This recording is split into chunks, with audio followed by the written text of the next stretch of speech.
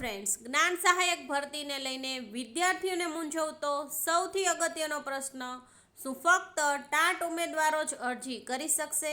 તો આ પ્રશ્નનો જવાબ મળશે તમને આ વિડીયોમાં. મિત્રો, સ્વાગત છે તમારા બધાનું વિદ્યાસેતુ હસ્તી યુટ્યુબ ચેનલમાં. આજના આ વિડીયોમાં આપણે જ્ઞાન સહાયક ભરતીના નવા નિયમો વિશે ચર્ચા કરીશું. તો આ વિડીયોમાં તમને માહિતી મળશે ફક્ત ટાટ પાસ ઉમેદવારો જ અરજી કરી શકશે કે કેમ, જે કોઈ પણ વિદ્યાર્થીએ ટાટ પાસ નથી કરી તેમણે શું કરવું, જેમણે જૂની ટાટ પાસ કરી છે તેમણે શું કરવાનું થશે, ખરેખર ભરતીની સાચી લાયકાત શું છે, આ સંપૂર્ણ સત્ય હકીકત તમને આ વિડીયોમાં મળી જશે. તો વિડીયો જરૂરથી જોજો અને શિક્ષક ભરતીની તૈયારી કરતા તમારા મિત્ર સુધી અવશ્ય શેર કરજો. તો ચાલો શરૂ કરીએ આજનો આ વિડીયો. જ્ઞાન સહાયક ભરતી 2026 સેકન્ડરી અને હાયર સેકન્ડરી માટેની લાયકાત માટે જે છે એ સત્ય હકીકત જાણીએ. તો અહીંયા તમે જોઈ શકો છો કે જ્ઞાન સહાયક જે છે તે માટે ટાટ સેકન્ડરી માધ્યમિક માટે અને ટાટ હાયર સેકન્ડરીની ઉચ્ચતર માધ્યમિક માટે જેમણે પરીક્ષા પાસ કરી હશે તેવા જ વિદ્યાર્થીઓ ફોર્મ ભરી શકશે.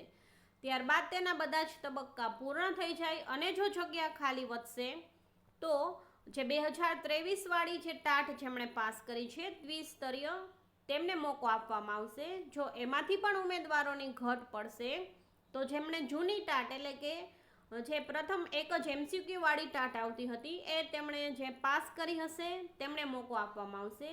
અને જો ટાટ પાસ ઉમેદવાર નહીં મળે તો ગ્રેજ્યુએશન પ્લસ BEd વાળા તથા માસ્ટર્સ પ્લસ BEd વાળા જે વિદ્યાર્થીઓ હશે તેમને જે છે એ છેલ્લા તબક્કામાં તેમને મોકો આપવામાં આવશે. તો આ રીતે તમે અહીંયા જોઈ શકો છો, સૌપ્રથમ જે છે એ ટાટ પાસ કરેલા ઉમેદવારોને, ત્યારબાદ જૂની ટાટ પાસ કરેલા ઉમેદવારોને અને ત્યારબાદ જે છે એ ટાટ પાસ ન હોય અને ગ્રેજ્યુએશન સાથે BEd અથવા હાયર સેકન્ડરી માટે માસ્ટર્સ સાથે BEd કરેલું હશે તો તેમને તક આપવામાં આવશે. પરંતુ જે છે એ મેરિટ જે છે એ ટાટ પરીક્ષા પ્લસ ગ્રેજ્યુએશન અને BEdના માર્ક્સના આધારે કરવામાં આવશે. અને તમે જો MAd કરેલું હશે તો પણ તમને છે એ ચાન્સ આપવામાં આવશે. તો આ રીતે જે છે એ શૈક્ષણિક લાયકાત ગણવામાં આવશે. તેમાં જે છે એ ટાટના માર્ક્સ પણ ગણવામાં આવશે અને શૈક્ષણિક અને વ્યવસાયિક લાયકાત પણ જે છે એ તેના માર્ક્સ ગણવામાં આવશે. તો મેરિટ તમારું નીચું રહી શકે છે, પરંતુ જો ટાટ પાસ ઉમેદવાર ન મળે તો તેમને બીજા તબક્કામાં છે એ જેમણે ટાટ પાસ નથી કરી તેમને પણ છે એ મોકો આપવામાં આવશે.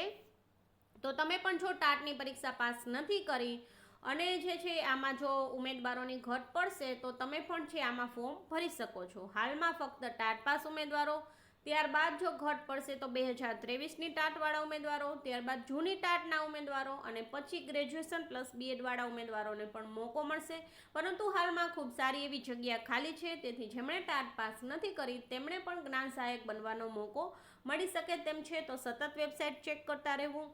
અને એજ માટે એક જે છે એ નવો નિયમ આવ્યો છે, જેમણે જે છે એ ટાટ સેકન્ડરી માટે 48 વર્ષ અને હાયર સેકન્ડરી માટે 50 વર્ષની એજ લિમિટ રાખવામાં આવી છે. તો તમારી ઉંમર જો વધી ગઈ છે તો પણ તમે ફોર્મ ભરી શકો છો. તો આ એક સરકારનો સારો અને મહત્વનો જે છે એ નિર્ણય હતો. તો હવે કંઈ પણ પ્રશ્ન હોય તો તમે કમેન્ટ બોક્સમાં રજૂ કરી શકો છો. અને જો વિડીયો સારો લાગે તો લાઇક અને શેર કરજો. અને ચેનલ પર નવા હોય અને આવી જ માહિતી મેળવવા માંગતા હોય તો ચેનલને અવશ્ય સબસ્ક્રાઈબ કરજો. અને મળીશું નેક્સ્ટ માહિતી. Thank you.